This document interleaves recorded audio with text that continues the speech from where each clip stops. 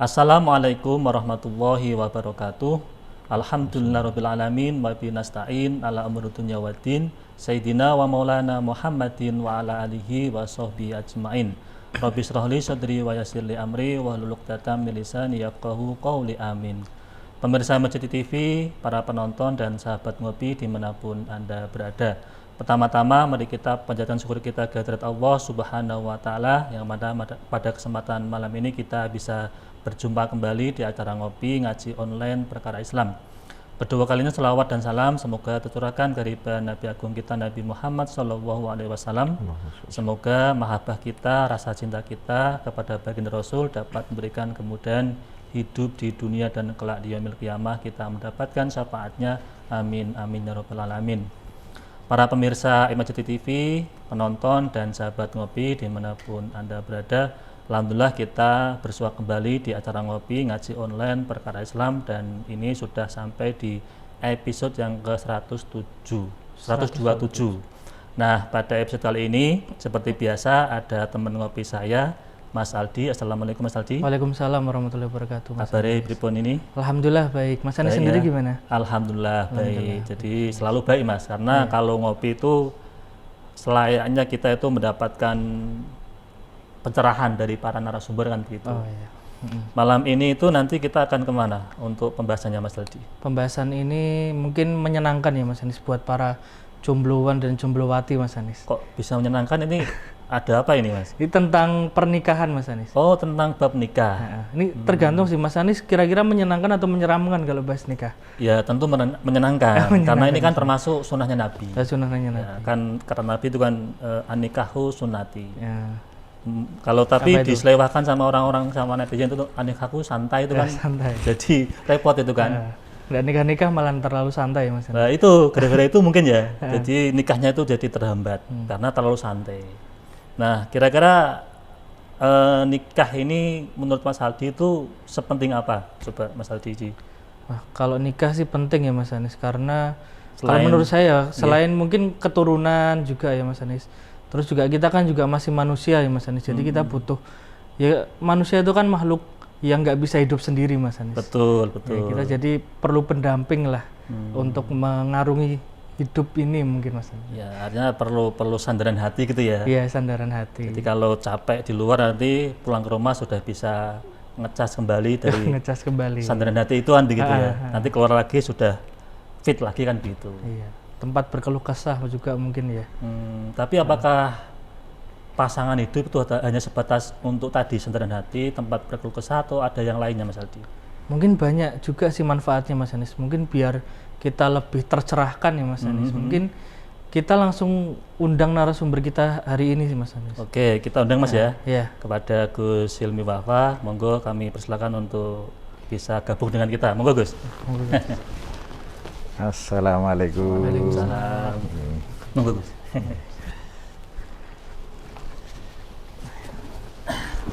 Gus Hilmi, kabari pripun ini? Nggih, saya alhamdulillah.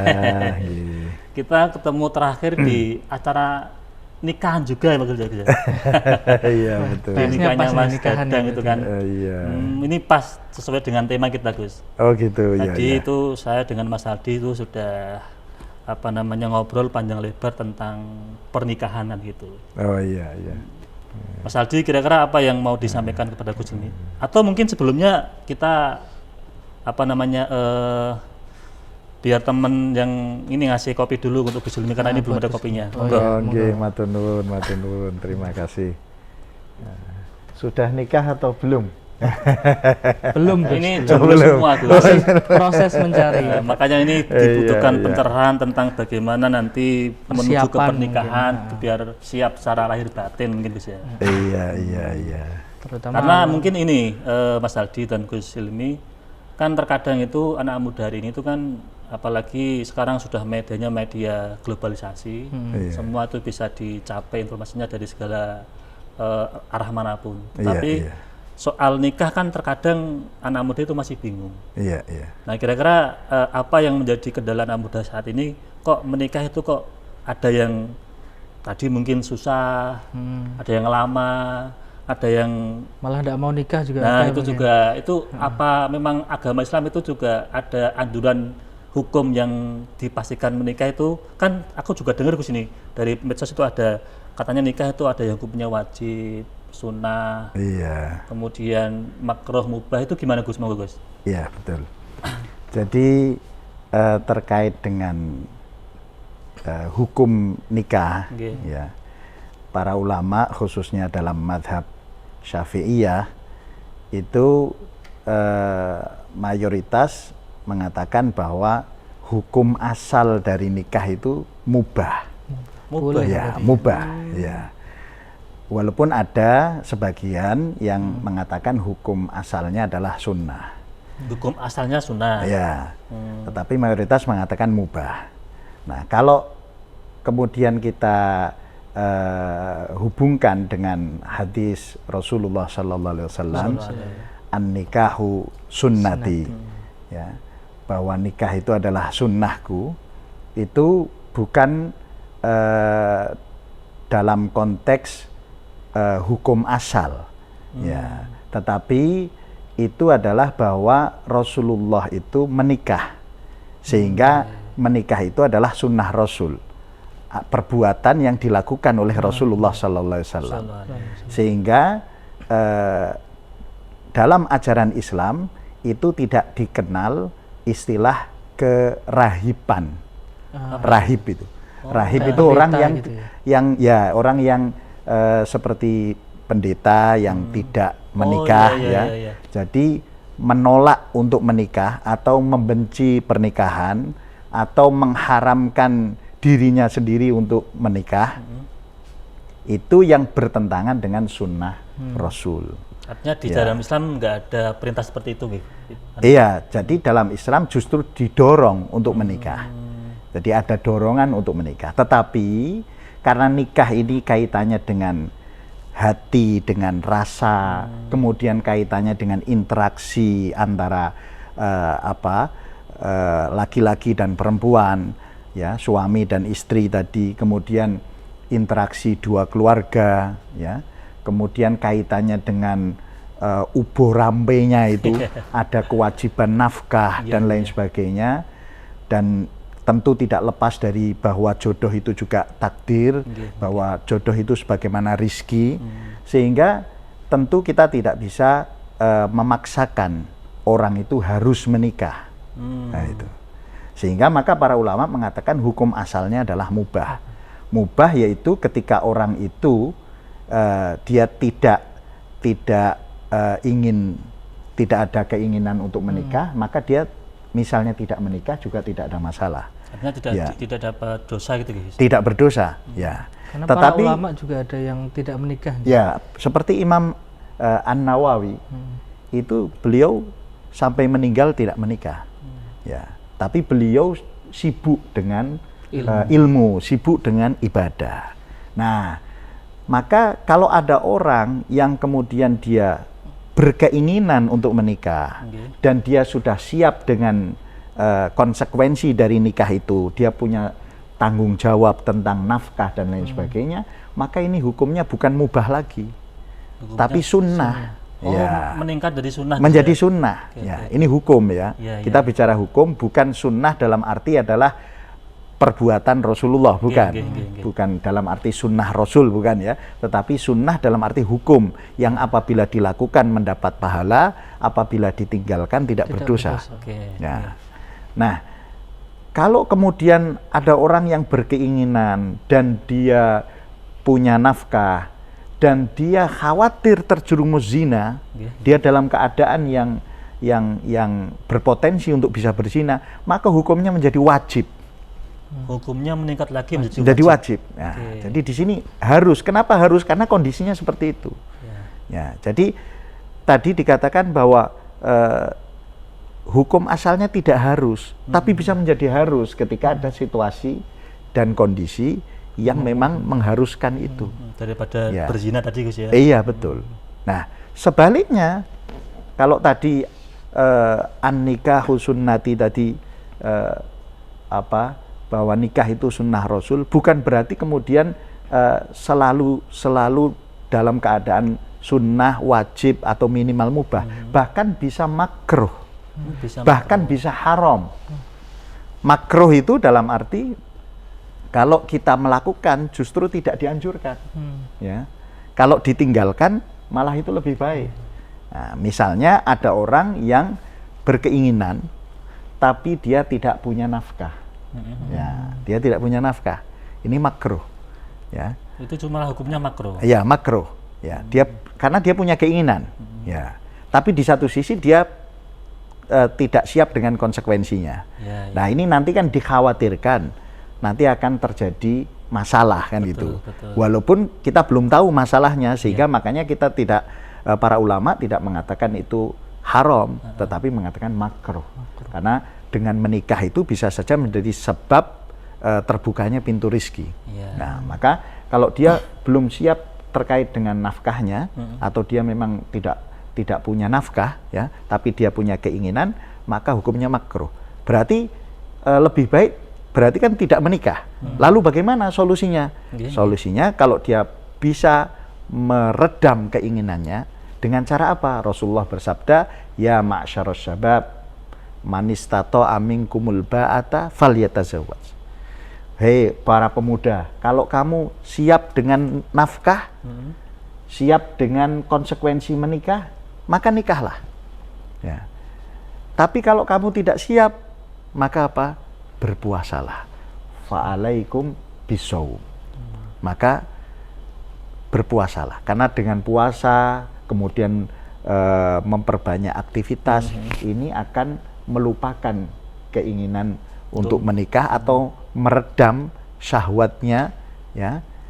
Karena menikah itu salah satu faktornya juga adalah untuk menyalurkan kebutuhan biologis. Ya, ya. Nah, Cara berpuasanya itu apakah kayak misal kita mencari ilmu atau bagaimana, Gus? Atau puasa yang sebenarnya. Sebenarnya Puasa itu ya. Ya, dalam arti ya seperti puasa Ramadan itu. Oh, Senin Kamis gitu. Ya, dia bisa mulai dari Senin Kamis, atau dia puasa Ayyamul Bid, Iya, iya, iya. atau lebih tinggi lagi dia puasa Daud, sehari berpuasa dan sehari Tidak. berbuka. Ya. Bahkan misalnya dia berpuasa setiap hari pun dalam rangka untuk mengendalikan syahwatnya, kalau dia itu pemuda, maka itu juga dibolehkan, ya, sebagai solusi dari meredam syahwat. Nah, yang terakhir, kalau itu haram, yang katanya ini dianjurkan, tetapi kok justru haram, ada kondisi ketika itu diharamkan. Jadi tidak semua yang dilakukan oleh Rasulullah itu otomatis harus dicontoh, tergantung situasinya. Ketika orang itu menikah dengan niat yang buruk, dia nikah niatnya mau ngerjain si perempuan ini, nah, Atau mau menyakiti, harta warisannya. nah, mau apa ya, pokoknya dengan niat-niat yang kriminal, Iya, ya, iya, iya. maka itu hukumnya menjadi haram. Jadi haram, Gus. Ya, walaupun nikahnya sah, ya, selama rukun dan syaratnya terpenuhi, nikahnya sah, tapi haram bagi dia. Oke. Nah, jadi hukum nikah itu tergantung situasi dan kondisinya, karena setiap orang berbeda-beda, latar belakangnya berbeda, kemudian kondisi fisik maupun hatinya juga berbeda, sehingga kita tidak bisa menyamaratakan. Makanya kalau ada jomblo-jomblo itu tadi, itu mohon jangan dibully itu, ya. Mohon jangan dibully, karena situasi kita berbeda dengan situasi mereka, orang Kita lain. belum tentu keadaannya mereka kan, Gus, ya. Iya, betul. Nah, kalau kita mendorong mereka untuk menikah, boleh. Karena apa? Karena memang Islam itu mendorong orang untuk menikah, sebagaimana Rasulullah mengatakan inni mubahin bikumul umama yaumal qiyamah. Aku ini bangga kalau nanti umatku itu banyak di hari kiamat. Jadi dengan menikah kan nanti banyak keturunan. Nah, ya. salah satu tujuan menikah adalah menghasilkan keturunan. Oke. Ya. Gus, gini Gus. Kan tadi kan ada beberapa hukum ya, termasuk makruh, haram, Iya. kemudian ada yang sunnah, ada yang wajib. Saya malah khawatir begini, Gus. Ketika tahu hukum itu, nanti malah motivasi untuk menikah kan jadi yang tadi yang mungkin mohon maaf kurang mampu kan gitu kan. Iya. Jadi tidak ada gosan gitu. Padahal itu kan termasuk bagian dari sunnah Nabi. Gitu. Iya, iya. Nah saya pengen tanya, biar nanti semangat para jomblo menikah itu tinggi kan begitu kan. Manfaat menikah itu apa Gus? Kira-kira Nah, Gus? jadi sebenarnya tadi saya katakan bahwa Islam ini menganjurkan untuk menikah. Anjurannya menikah. Ya, walaupun hukum asalnya mubah menurut para ulama, tetapi ada anjuran-anjuran yang banyak tentang menikah dan larangan untuk menjadikan seperti rahib tadi, yaitu membenci pernikahan atau menolak pernikahan atau membatasi dirinya, ya, melarang dirinya sendiri, mengharamkan dirinya untuk menikah, itu tidak boleh dalam agama Islam. Sehingga sebaliknya justru Islam itu menganjurkan untuk menikah. Mulai dari bahwa dari sisi ibadah saja, bahwa menikah itu adalah nisfuddin, separuh agama. Ya. Jadi karena banyaknya kebaikan di dalam menikah itu, sehingga orang yang sudah menikah, dia sudah dapat separuh kebaikan dari agama ini. Ya. Nah, kemudian dia tinggal menyempurnakan separuh yang lain, kan itu. Berarti kalau kita ini Gus, Mas Adi sama saya itu masih jomblo, berarti belum dapat separuh Gus ya? Ya, makanya ini kan didorong kan gitu. Walaupun kita juga harus melihat situasi dan kondisi tadi. Maka hukum itu tetap tidak bisa kita, walaupun kita menganjurkan, tapi kita tidak bisa memaksa. Betul. Karena situasi dan kondisi orang berbeda-beda. Ya. Nah, sehingga tetap anjuran-anjuran itu ada, mulai dari sisi ibadah, kemudian ya kalau dari sisi ibadah itu senyum, istri senyum sama suami, suami senyum sama istri, itu pahalanya sudah luar biasa. Kemudian suami sodakoh yang paling afdol itu adalah bersodakoh berupa nafkah kepada keluarganya. Istri kemudian mempersiapkan mengurus suaminya, mengurus anak-anak. Ini adalah ibadah yang sangat afdol dan banyak sekali pahala yang didapat. Kemudian menikah itu membuka pintu rizki. Ya, jadi kalau jomblo itu rizkinya hanya satu, dari dirinya sendiri. Tapi kalau menikah berarti menggabungkan dua sumber rizki. Rizki suami dan rizki istri. Ya, karena istri itu juga punya pintu rizki sendiri. Nah, di situ dia bisa menjadi pintu rizki yang lebih banyak. Kemudian dia punya anak. Nah, anak ini juga pintu rizki juga. Sehingga kemudian pintu rizkinya itu terkumpul di dalam satu keluarga. Kemudian ada silaturahim, ya, ada hubungan sosial, menyatukan dua keluarga yang awalnya tidak kenal, ya, yang awalnya mungkin jauh, kemudian menjadi dekat, menjadi saudara.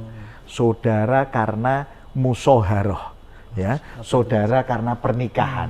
Ya. Jadi antar besan itu ya? Ya, antar besan, kan itu. Ada saudara karena nasab, ada saudara karena musoharoh, karena pernikahan itu sehingga menjadi perbesanan.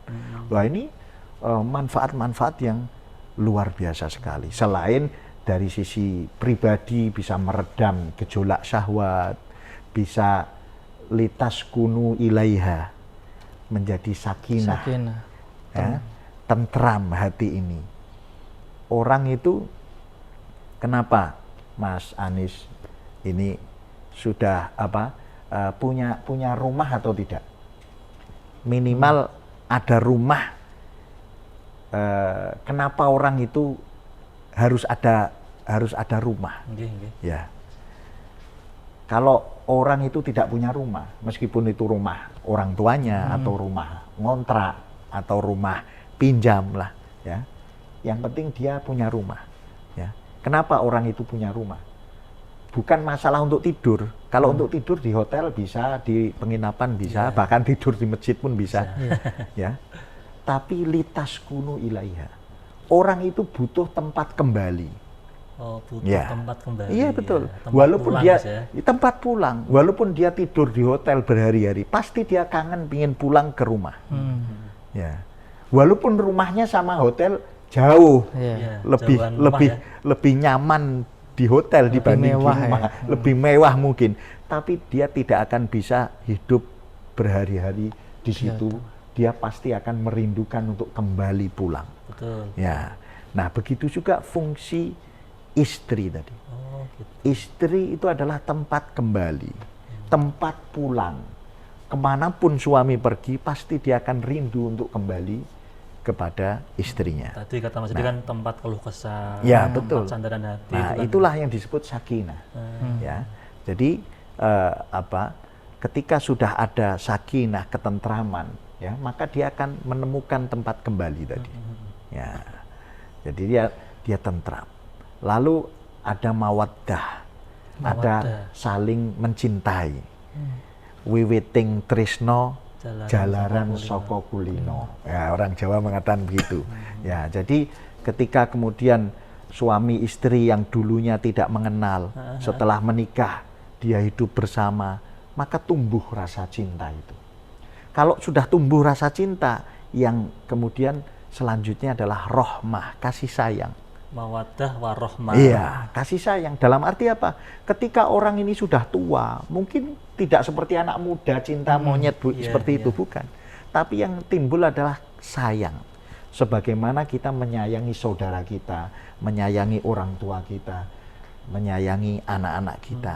Maka suami dan istri ini, ya, ketika misalnya nanti sudah tua pun, ya, mawaddah ini, rasa cintanya tidak seperti anak muda lagi, tapi yang membesar adalah rohmahnya. Rohmahnya. Ya, rasa sayangnya. Welas asih. Ya, Gus, ya. welas asihnya. Nah, ini jadi hal-hal itu adalah kebutuhan manusia. Kebutuhan natural dari manusia, selain kebutuhan biologis. Ya, Kebutuhan rohani juga mungkin gitu. Iya, jadi manusia itu kan punya dua kebutuhan. Satu kebutuhan fisik, itu yang disebut syahwat. Ya, makanya puasa itu satu untuk mengendalikan syahwat. Makanya dilatih untuk tidak makan, tidak minum, tidak berhubungan badan, mulai dari terbit fajar sampai tenggelam matahari. Itu untuk mendidik syahwat. Syahwat itu kebutuhan fisik. Nah, yang kedua, puasa itu menata hati. Maka puasa tidak boleh marah, tidak boleh menggunjing, tidak boleh ngerasani, membenci orang lain dan lain sebagainya. Itu adalah untuk menata hati, hawa nafsu, jiwa, kan itu. Nah, begitu juga tadi menikah, ada kebutuhan biologis terkait dengan fisik, syahwat, ada kebutuhan hati, kebutuhan jiwa, nafsun, ya, yaitu apa? Ketentraman, kasih sayang, ya, cinta. Nah, itu naluri manusia, kebutuhan manusia, kebutuhan pokok dari manusia, yang itu tidak bisa dihilangkan. Yang bisa adalah dikendalikan. Maka ketika orang belum bisa menikah, solusinya apa? Puasa. Karena puasa mengendalikan dua kebutuhan ini. Gitu. Puasa, Mas Aldi. Tapi tadi bicara tentang cinta, nggih Gus. Apakah pernikahan itu harus didahului dengan cinta, atau sebenarnya nggak perlu didahului dengan cinta? Karena kalau kebudayaan dulu itu ada yang mengatakan bahwa pernikahan itu nggak perlu didahului dengan cinta, karena itu sesuatu yang mulia dan komitmen dengan Tuhan gitu loh. Jadi sentimen kayak atau cinta mungkin bahasa itu. anak sekarang itu kan banyak Gus, kata-kata mungkin istilah pacaran. Ya mungkin sebelum menikah. Nah, seperti itu bagaimana Gus menurut agama Islam itu? Jadi al-mawaddah itu adalah pembuka untuk al-mahabbah. Jadi tadi orang Jawa sudah benar, wiwiting tresno jalaran saka kulino. Kalau dia sudah menikah dengan berawal dari ketertarikan, mawaddah itu sebenarnya cukup dengan ketertarikan saja. Tidak perlu yang disebut cinta mahabbah itu tidak. Cukup mawaddah saja. Apa bedanya mawaddah dengan mahabbah? Mawaddah itu cukup dengan ketertarikan. Maka dalam syariat ada namanya nadhor. Sebelum menikah dibolehkan untuk melihat calon istri atau calon suami. Ya, sepanjang melihat itu adalah sesuai syariat, dalam arti cukup melihat wajah dan telapak tangan karena itu yang dibolehkan di dalam aurat. Ya, yang lain kan aurat, nggak boleh dilihat. Yang dilihat hanya wajah dan telapak tangan saja. Boleh. Nah, ketika dia melihat wajah dan telapak tangan, kemudian ada ketertarikan, itu sudah cukup. Itu sudah disebut mawaddah. Itu dalam rangka untuk tadi menjelang pernikahan. Menjelang pernikahan. Nah, mawaddah ini akan berkembang di dalam menikah tadi. Di dalam rumah tangga. Di dalam rumah tangga. Akhirnya menjadi apa? Menjadi mahabbah. Nah, ketika sudah menjadi mahabbah, inilah yang kemudian bahkan ketika sudah tua pun, yang sudah tidak menarik lagi, sudah keriput, sudah habis cantiknya, bagusnya, gantengnya, udah habis semua. Yang muncul adalah rahmah. Ya, itu tadi. Nah, makanya tidak perlu sebenarnya sampai kemudian melanggar syariat dengan belum menikah sudah terjadi ikhtilat, sudah terjadi berdua-duaan dan lain sebagainya. Ini yang ketiga adalah setan. Ya, jadi kita ingin supaya pernikahan itu barokah. Betul. Maka harus dimulai dengan awal yang baik, bukan dengan dosa yang nanti akan tidak membawa keberkahan di dalam pernikahan. Itu malah nanti di dalam pernikahan malah terjadi hal yang tidak diinginkan, Gus ya? Ya, karena awalnya sudah tidak baik dulu. Kita tentu takut, ittaqillah. Ya, takutlah kamu kepada Allah dengan konsekuensi yang kita perbuat itu. Tapi kalau yang udah terlanjur pacaran gimana, Gus? Ya segera. Kalau memang makanya termasuk buru-buru, termasuk tergesa-gesa itu kan nggak baik, ya toh. Kecuali ada pengecualian, tergesa-gesa yang baik itu. Ya, ada tergesa-gesa yang baik. Satu, yaitu kalau ada tamu segera sambut. Yang kedua, kalau sudah saatnya menikah dan sudah kelihatan dia ingin menikah, anak khususnya anak perempuan, maka segera dinikahkan. Nah, kan gitu. Jadi kalau sudah pacaran berarti ya segera dinikahkan gitu. Iya, betul. Ya, kemudian ketika ada jenazah segera untuk diulesi lah, dirawat, dimakamkan. Itu termasuk bagian dari hal yang tergesa-gesa tapi positif. Ya. Tergesa-gesa yang positif. Yang lain tergesa-gesa itu secara umum itu tidak baik. Iya. Ini Gus, jangan-jangan besok Mas Adil langsung menikah, Gus. Tergesa-gesa ya. Iya, tapi itu tadi kembali ke hukum tadi. Kalau situasi dan kondisi dia tidak berkeinginan, dia aman dari hal-hal yang haram, ya kan? Dia bisa punya solusi berpuasa dan lain sebagainya, dia punya kesibukan untuk beribadah atau melakukan aktivitas positif yang lain, maka tidak ada paksaan bagi dia untuk menikah. Jadi tetap kita lihat situasi kondisi juga. Iya. Nah, kalau tadi kan memang sudah khawatir terjerumus zina karena sudah pacaran, maka wajib bagi dia nikah hukumnya. Iya. Tapi kalau pernikahan dini itu gimana, Gus? Kayak misalnya kan tadi mungkin sudah pacaran dari dini itu kan, Gus. Lah, makanya itu harus dicegah. Ya, sebagai orang tua harus mencegahnya. Ya, supaya tidak terjadi pernikahan dini. Karena di sini berarti ada dua madorot, yaitu yang satu madorot terjerumus ke zina, yang satu madorot dari ketidaksiapan di dalam nikah. Wong tadi tidak siap nafkah saja hukumnya sudah makruh kok. Ya kan? Apalagi tidak siap dari sisi fisik, dari sisi biologis dan lain sebagainya. Belum dewasa juga belum dewasa dan lain sebagainya. Ini juga bagian dari tanggung jawab orang tua, tanggung jawab orang tua untuk bisa mencegah keduanya. Ya. Nah, apalagi misalnya anak-anak yang masih kecil-kecil yang belum balik, ini menjadi tanggung jawab penuh dari orang tua. Maka orang tua harus mendidik, menjaga anaknya supaya tidak terjerumus ke dalam dua hal yang diharamkan tadi ya. Itu tadi. Gus, tadi menarik, Gus. Saya pengen kembali ke tadi tentang ketika ada ajaran nandor itu kan, melihat wajah kemudian telapak tangan itu kan. Padahal kan ada hadis Nabi yang tadi kalau misalkan pengen menikah itu kan ada 4 kategori Gus. Iya. Yang ada yang utama itu fisiknya, kemudian hartanya, kemudian nasabnya, terakhir baru agamanya. Itu gimana Gus? Kaitannya dengan tadi Gus? Bukan terakhir ya, agamanya itu bukan terakhir. Artinya kan kalau di redaksinya kan gitu Gus. Ya, redaksinya memang diletakkan di terakhir, tapi kemudian di belakangnya Rasulullah mengatakan pilihlah agamanya. Yang paling utama Nah, ya, pilihlah agamanya dalam arti akhlaknya. itu berlaku bagi perempuan apapun laki-laki. Iya, betul. Maka kalau engkau memilih agamanya, taribat yadak. Dalam arti engkau akan plong, akan nyaman dalam hidup menjalani pernikahan itu.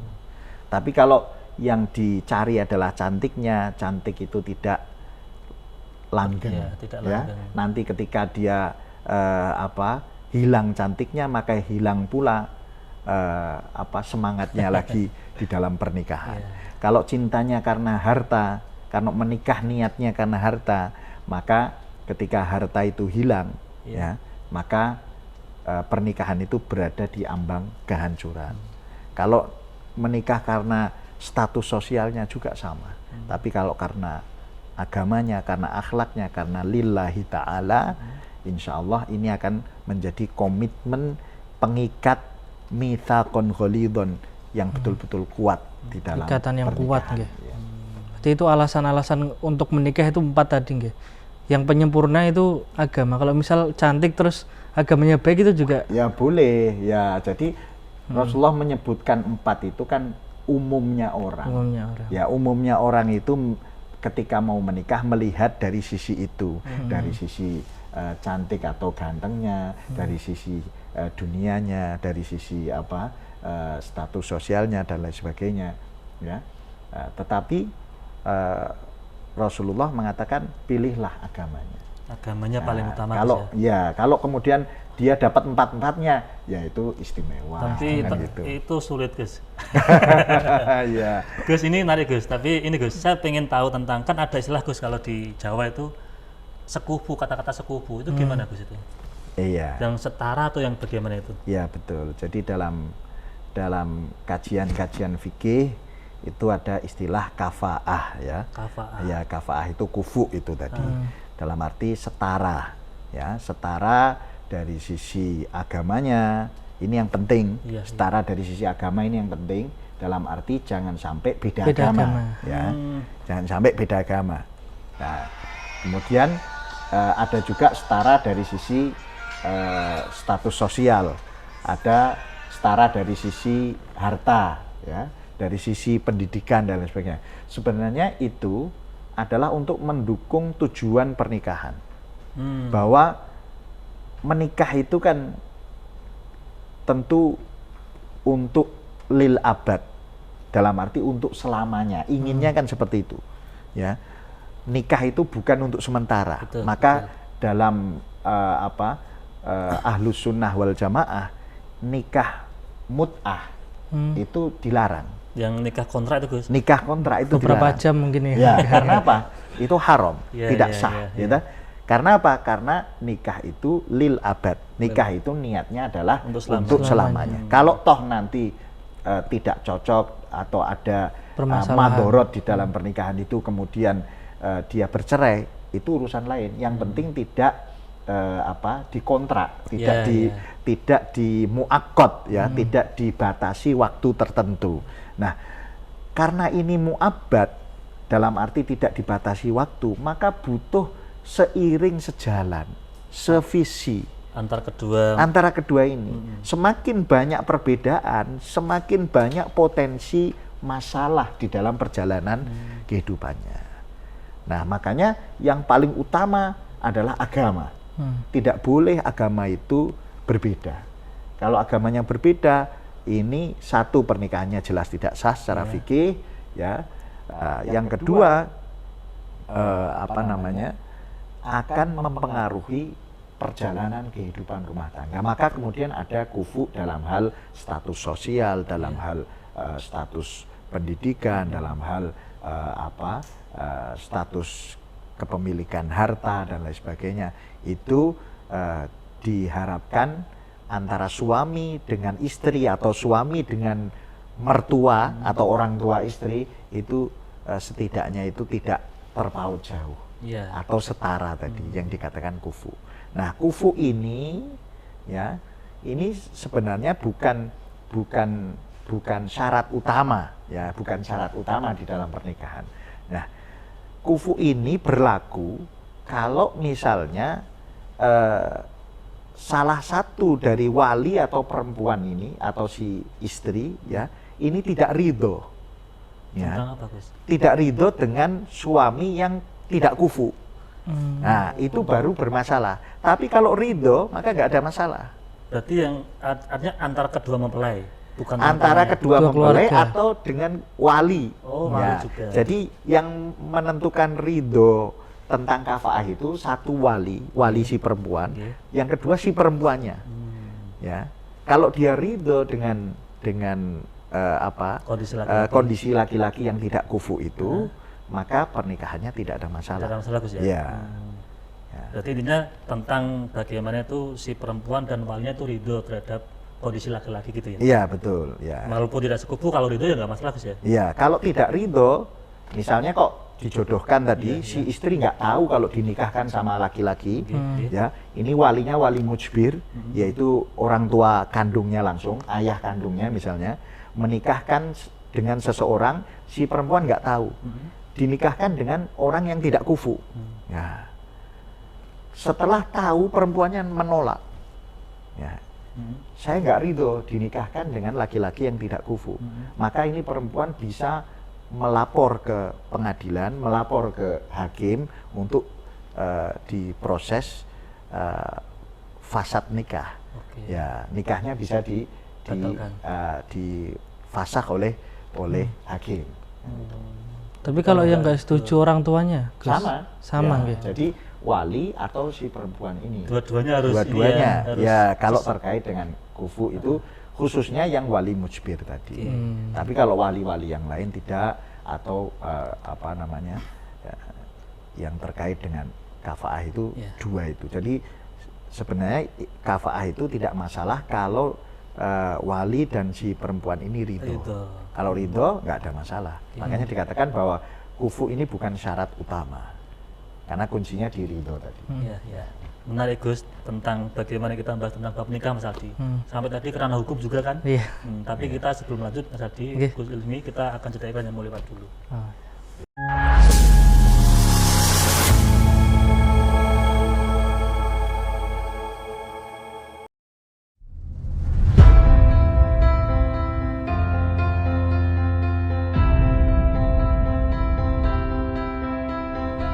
Masjid Agung Jawa Tengah kini hadir dengan berbagai pelayanan dan fasilitas yang membanggakan.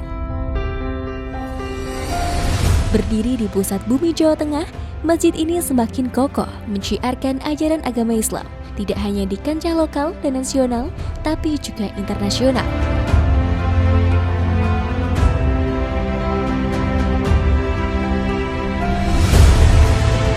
Mengikuti perkembangan dan kebutuhan masyarakat, Masjid Agung Jawa Tengah mempersembahkan sebuah lokasi yang mengantarkan, lokasi yang membekali untuk ibadah yang suci, manasik haji dan umroh Masjid Agung Jawa Tengah.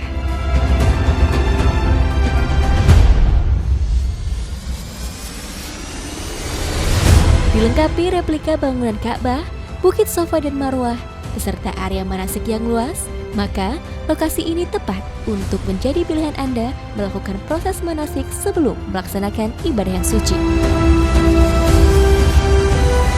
Dengan 2 pintu gerbang utama, sistem keamanan yang sudah modern, area parkir yang luas semakin memudahkan Anda dalam beribadah maupun kenyamanan dan keamanan selama proses manasik berlangsung.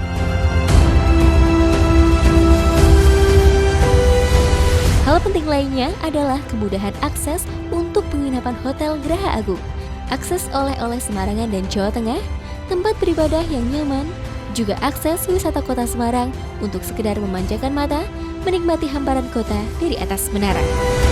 Tentunya, ini semua demi pelayanan yang mengedepankan kepuasan Anda sebagai pelanggan. Dengan berbagai macam kelebihan tersebut, maka lokasi manasik di Masjid Agung Jawa Tengah layak menjadi pilihan Anda sebelum melaksanakan ibadah yang suci, ataupun untuk proses pendidikan putra-putri kesayangan.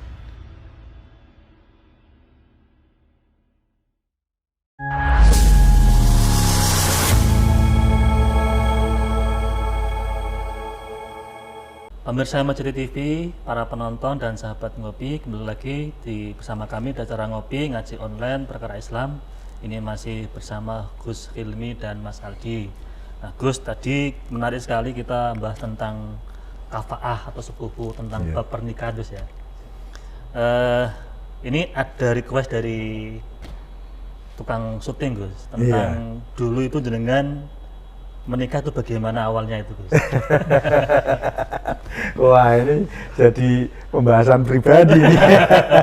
Biar mungkin ada motivasi ke teman-teman nanti, oh ternyata Gus Hilmi itu menikahnya tuh ini banget ya, bisa dicontohkan gitu, Gus. Kalau saya kan belajar di Yaman. Di Yaman. Ya, di Yaman ya. Jadi saya nggak tahu ya. Jadi ketika saya pulang itu sudah ada pembahasan antara orang tua, sehingga kemudian ya sempat ada nadhor ya sekali ditemukan untuk saling melihat. Setelah itu tidak sampai 2 bulan sejak kepulangan saya itu, kemudian saya menikah, sehingga istilahnya ya dijodohkan orang tua begitu ya. Artinya tadi tentang sepupu, berarti kan jenengan sudah ridho dengan apa yang dijodohkan sama orang tua itu, Gus. Kalau saya laki-laki kan, kufu gitu. itu untuk perempuan. Ya, yang ridho tadi yang perempuan. Kalau laki-laki dia bebas saja mau menikah dengan yang lebih rendah atau yang lebih tinggi. Tetapi kalau kafaah itu terkait dengan si perempuan dan si wali perempuan. Jadi itu dijodohkan orang tua. Saya percayalah tidak ada orang tua yang ingin menjatuhkan anaknya atau ingin menjerumuskan anaknya. Pasti orang tua, saya percaya khususnya dengan orang tua saya mencari yang terbaik untuk anaknya. Ya, itu satu. Yang kedua, saya juga percaya bahwa dengan pilihan orang tua itu ada ridho dari orang tua di situ yang akan membawa keberkahan. Jadi beda kan, misalnya saya nyari kemudian saya bawa ke orang tua, ini berarti saya harus mencari ridho orang tua dulu. Kalau ini orang tua yang nyari ya pasti ridho kan gitu. Pasti ridho. Dan itu insya Allah menjadi awal yang baik ya. Yang saya harapkan itu sebagai pintu keberkahan dalam pernikahan. Termasuk juga birrul walidain, Gus ya. Iya betul ya, itu jadi ada pintu birrul walidain ya. Kemudian pintu keberkahan yang kita harapkan dengan niat untuk beribadah kepada Allah. Oke. Gus, terima kasih, Gus. Ini selanjutnya mungkin, Gus, ada pertanyaan dari netizen atau dari teman-teman yang masuk. Nanti akan dibacakan Mas Aldi. Monggo Mas Aldi. Pertanyaan pertama nih, Gus. Pernikahan itu sebenarnya suatu tujuan atau itu perjalanan, Gus? Kalau tujuannya tentu lillahi ta'ala, mencari ridho Allah. Nah, salah satu wasilah ya untuk mencari ridho Allah adalah melalui pernikahan. Ya.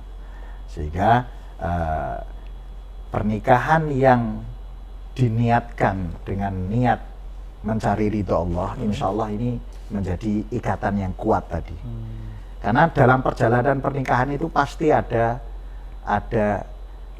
ujian, ada gelombang, ya itu sudah biasa. Siapapun dalam pernikahan pasti akan melalui itu. Namanya dua orang yang berbeda, laki-laki dan perempuan itu sifatnya udah berbeda, ya karakternya udah beda. Itu dari sisi jenis kelamin, belum dari sisi latar belakang keluarga, latar belakang lingkungan dan lain sebagainya yang berbeda. Ini pasti akan ada gesekan-gesekan itu sudah biasa. Nah, kalau ini tidak ada komitmen yang kuat, baru kena gelombang sedikit udah bubar. Ya. Tapi kalau niatnya lillahi ta'ala, ya, apapun yang terjadi kan diniati sebagai ibadah. Ya, sebagai kita menerima ujian dari Allah. Iya, seperti hidup inilah. Kalau dapat nikmat ya syukur, kalau dapat ujian ya sabar. Ya, dalam pernikahan begitu. Ketika kita merasa bahagia dengan pernikahan itu, kita merasa ada kenikmatan-kenikmatan dalam menjalin hubungan, maka itu kita bersyukur. Tapi kalau ketika menghadapi ujian-ujian kita bersabar, itu bagian dari perjalanan hidup yang memang diniatkan untuk beribadah kepada Allah. Tapi kalau dalam pernikahan itu Gus, itu kan kadang seakan-akan itu suami kayak mengatur istri gitu Gus. Maksudnya apakah di dalam pernikahan itu suami itu bertindak otoriter? Maksudnya dia pengen mengubah pasangannya lah sesuai dengan idealismenya gitu loh. Nah kira-kira kalau kayak gitu dibenarkan enggak Gus kalau dalam? Atau mungkin ada dalil ar-rijalu qawwamun 'alan nisa itu apakah sesuai dengan apa yang tadi Mas Aldi sampaikan Gus? Iya. Jadi sebenarnya kalau dalam pernikahan itu kan ya namanya hubungan antara dua orang itu ya kan saling melengkapi, saling mengingatkan, ya. Jadi hubungan yang saling lah. Tetapi dalam hal apapun itu tetap harus ada pimpinannya. Kita mau pergi kemana lah ya. Dua orang mau pergi itu kalau tidak ada yang yang mengomando pasti bubar di jalan. Yang satu pingin ke sana, yang satu pingin ke sana, orang sido lunga wis kan gitu. Nggak jadi pergi akhirnya. Ya. Maka apalagi dalam komunitas, dalam masyarakat pasti harus ada pemimpin. Ya. Nah, dalam rumah tangga pun juga begitu. Jadi ketika perbedaan pendapat itu bisa didiskusikan, ya didiskusikan. Tetapi ketika itu membutuhkan suatu urgensi keputusan, ya, maka ya itu bisa dikembalikan kepada ar-rijalu qawwamuna 'alan nisa. Tetapi kalau itu tidak mutlak, dalam arti kemudian keputusan itu harus di tangan suami semuanya, tidak. Kalau memang bisa dimusyawarahkan, karena Rasulullah sendiri sebagai pemimpin umat pun dengan para sahabatnya juga bermusyawarah. Apalagi antara suami dengan istri. Tentu saling bermusyawarah dan bukan sebuah aib apabila suami itu menerima pendapat dari istri atau bahkan mengikuti anjuran-anjuran dari istrinya. Tidak disebut kemudian suami takut istri itu enggak harus seperti itu, ya kan? Ya, karena memang ya sebagaimana seorang pemimpin kemudian mendengarkan rakyatnya, masukan dari anggotanya, dari rakyatnya, aspirasi, saya kira itu hal-hal yang biasa saja. Justru Rasulullah menganjurkan untuk bermusyawarah. Dalam Al-Qur'an pun dianjurkan kita untuk bermusyawarah, apalagi dalam hubungan rumah tangga. Tetapi ya itu tadi, bahwa dalam komunitas apapun itu mesti ada pemimpinnya. Kalau nggak ada pemimpinnya pasti akan bubar kan itu, karena tetap nanti dalam keadaan-keadaan tertentu itu dibutuhkan satu keputusan yang harus diputuskan oleh seorang pemimpin. Ini ada pertanyaan lagi dari netizen ini, Gus, dari Subhan ini Gus. Nah ini tentang kan sempat viral itu Gus, yang namanya child free, atau dia menikah tapi dia nggak pengen punya anak. Nah itu kira-kira dalam pandangan Islam itu seperti apa Gus? Itu mungkin tadi sudah melalui musyawarah antara kedua belah pihak Gus. Nah, mungkin juga udah musyawarah juga gitu. Kira-kira jadi gini, tadi hukum asal dari punya anak itu kan bagian dari tujuan pernikahan. Jadi tujuan pernikahan adalah untuk melahirkan keturunan. Kemudian Rasulullah juga bangga dengan banyaknya umat. Ya. Nah, sehingga hukum asalnya ya punya anak, kan itu hukum asalnya itu. Nah, jadi disunahkan untuk punya anak, bahkan memperbanyak anak. Dan itu hukum asalnya. Nah, tapi kemudian ya bagaimana ketika anak itu banyak lalu tidak terurus?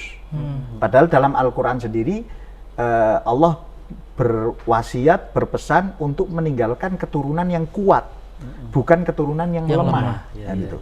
Maka pendidikan, merawat anak, mendidik anak, memperhatikan anak dengan baik, itu juga bagian dari perintah agama.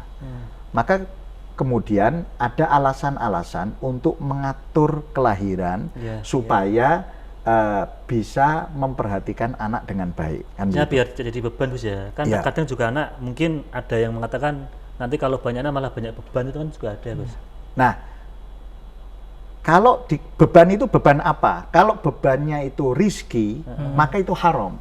Oh gitu, malah haram. Haram karena nahnu narzukukum wa iyyahum. Ya, la taqtulu auladakum min imlak. Jangan engkau membunuh anakmu karena takut miskin. Karena takut tidak punya harta. Takut Nahnu tidak bisa menafkahi gitu iya, ya. takut tidak bisa menafkahi. Jangan. Nahnu narzukukum wa iyyahum. Kamilah Allah yang memberi rizki, bukan kamu.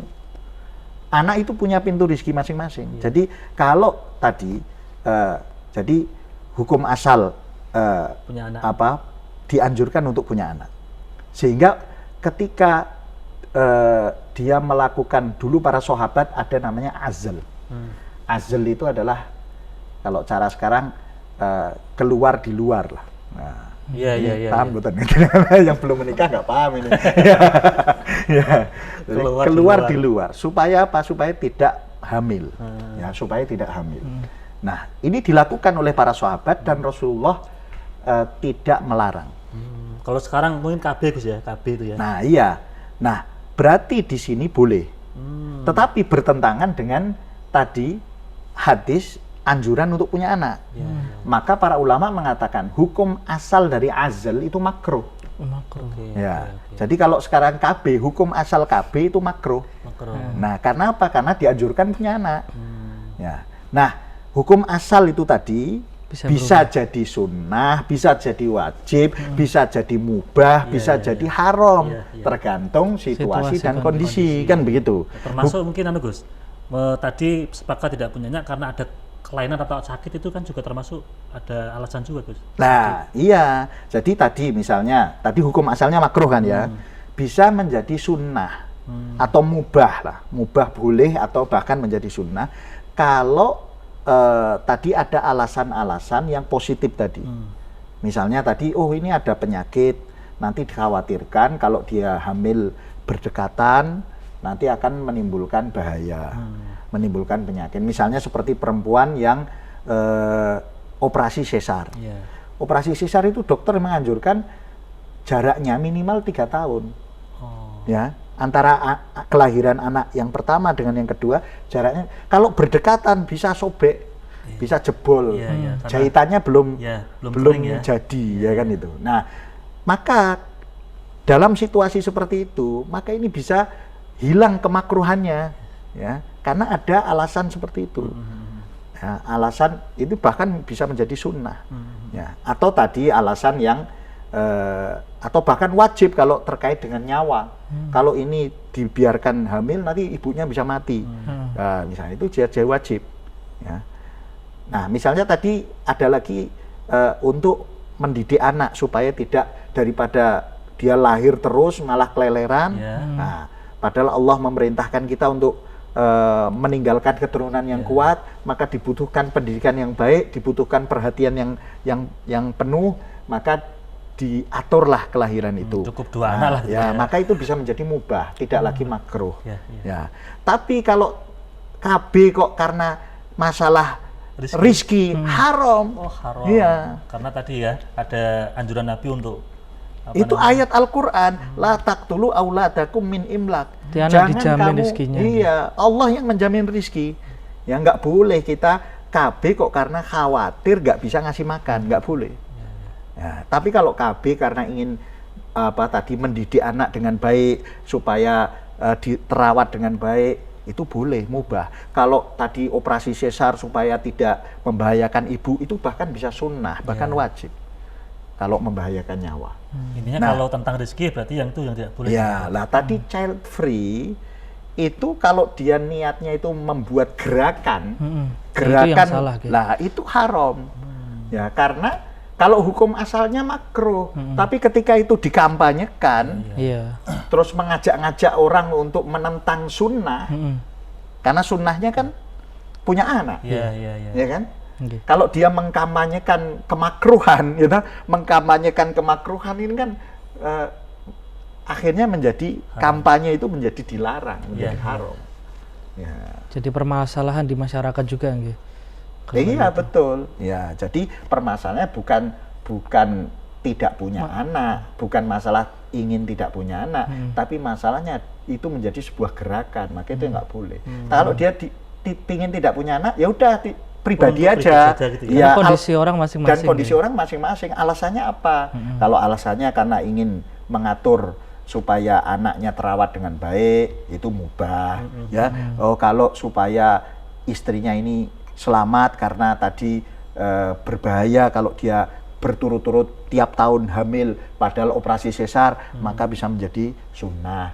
KB hukumnya sunnah, malah padahal hukum asalnya adalah makruh, hilang kemakruhannya. Tapi kalau itu menjadi sebuah kampanye, Itu yang nggak ya, boleh. berarti itu kampanye menentang kesunahan. Ya, menentang ajaran agama gitu ya. Iya, nah itu menentang kesunahan, anjuran agama kan itu kan. Nah maka itu yang tidak boleh. Sebagaimana tadi alasannya karena takut tidak bisa memberi makan. Nah ini juga tidak boleh. Mas Aldi ada lagi mungkin? Udah cukup, kayak waktunya juga sudah. Waktunya sudah ini. Udah waktunya closing ya. Sudah dikode-kode sama ini Gus. Mungkin ada ini Gus, pesan untuk pemirsa terkait dengan tema hari ini tentang bagaimana pernikahan itu bisa sesuai dengan anjuran agama Gus. Monggo. Iya, jadi menikah itu bagian dari ibadah yang sangat agung.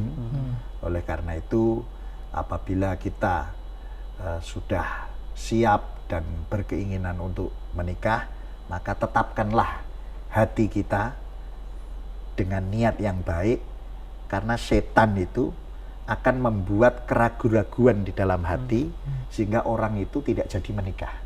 Ya. Karena setan itu tidak senang melihat orang menikah.